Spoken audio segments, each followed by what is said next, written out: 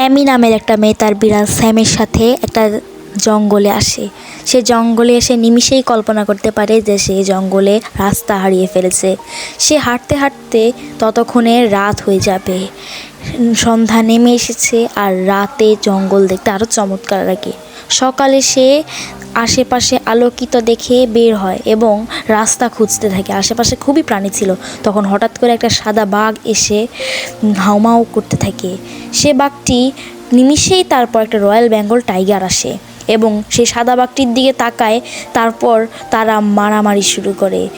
মারামারিটা এমন পর্যায়ে যায় যে তাদের শব্দে থাকা যাচ্ছিল না। তারপর তারা কল্পনা করে যে তারা আসলে ভাই ছিল, তারা আগে খুব সুখী পরিবার ছিল, কিন্তু একদিন কি হয় যে তারা আলাদা হয়ে যায়। এই জন্য সেই বাঘটা আলাদা হয়ে যায়। তারপর সেই বাঘটা একটা চমৎকার কারণে একটা সুন্দর রয়্যাল বেঙ্গল টাইগারে পরিণত হয়। অ্যামি এই কাহিনী শুনে খুব অবাক হয়। সে তাদেরকে বলে যে সে এখন বাড়ি ফিরে যেতে চায়। সেই সাদা বাঘ বলে, হ্যাঁ, আমি তোমাকে বাড়ি পৌঁছে দিব। তারপর অ্যামি বাড়ির পথে হাঁটতে থাকে সেই অলৌকিক জঙ্গলের মাঝে দিয়ে।